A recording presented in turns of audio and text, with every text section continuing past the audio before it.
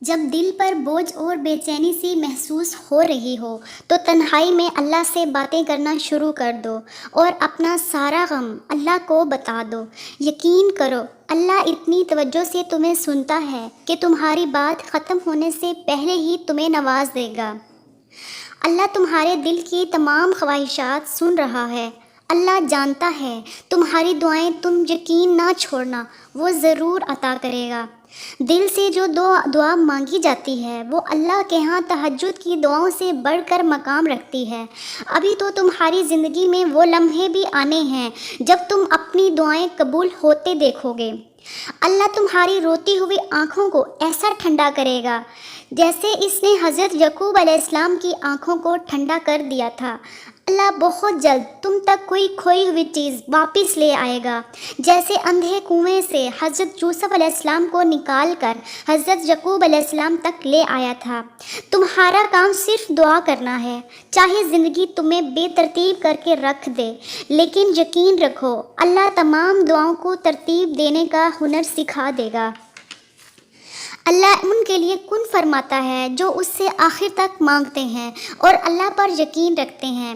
اللہ ان کے لیے مدد بھیجتا ہے جو بار بار اس کے در پر آتے جاتے رہتے ہیں۔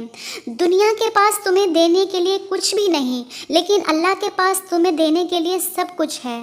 تم دنیا کو چھوڑ کر اللہ سے مانگو۔ لا حاصل خود سے ہی سوچ لیا، ابھی تو اللہ کا جواب آنا ہے۔ اللہ نے اگر کن نہ کہنا ہوتا تو وہ تمہیں اتنا انتظار نہیں کرواتا۔ دروازے ممکن کے بند ہوتے ہیں، اللہ کے در کے نہیں۔ نصیب اگر بدل نہیں سکتا تو اللہ دعائیں بناتا ہی نہیں۔ اللہ سن رہا ہے تمہارے دل کی تمام دعائیں، تم یقین نہ چھوڑنا، وہ تمہیں ضرور عطا کر دے گا۔ تمہاری خواہشات تو بہت چھوٹی ہیں، اس رب العالمین کی ذات تو بہت بڑی ہے، تو کیوں نہیں ہوگا کن، وہ ایسا عطا کرے گا کہ تم الحمدللہ کہہ اٹھو گے۔ جب دعائیں قبول ہوتی نظر نہ آئیں تو سمجھ جاؤ کہ اللہ چاہتا ہے کہ تم اس سے رابطہ بنائے رکھو، اس کے کن پر یقین رکھو۔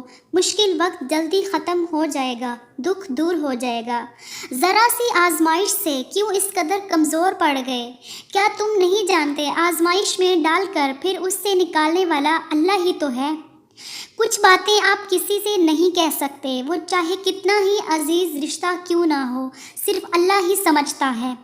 اگر تم تھوڑی سی آزمائش سے ڈر کر اپنا یقین ہار کر بیٹھ جاؤ گے تو تمہاری دعائیں کیسے قبول ہوں گی؟ قبولیت کا ایک اصول ہے، دعا کرو، صبر رکھو اور معجزوں کو پالو۔ جب دعا مانگو تو درود پاک لازمی پڑھا کرو، یہ دعاؤں کی قبولیت کا ذریعہ ہے۔ اگر نہ چاہتے ہوئے بھی کوئی دعا تمہاری زبان پر آ جاتی ہے تو ہو سکتا ہے وہی تمہارے نصیب میں بھی ہو۔ جب تم ٹوٹ جاتے ہو کسی بھی وجہ سے تو دل میں اللہ یاد آتا ہے نا۔ تمہارے دل کا اللہ کو یاد کرنا اس بات کی دلیل ہے کہ اللہ تمہارے ساتھ ہے۔ تو اٹھو اور اللہ کے آگے ہاتھ پھیلاؤ، وہ رب سکون عطا کرے گا، وہ رب جوڑ دے گا تمہیں انشاءاللہ۔ حد سے زیادہ سوچنے والا انسان اپنے کندھوں پر اپنی ناقص سوچوں کا وزن اٹھائے پھرتا ہے، جو تھکاوٹ اور پاگل پن کی حد کو چھو لیتا ہے۔ ہر بات پر حد سے زیادہ سوچ کر اپنی اور دوسروں کی زندگی عذاب مت بناؤ۔ خوش رہو اور خوش رہنے دو۔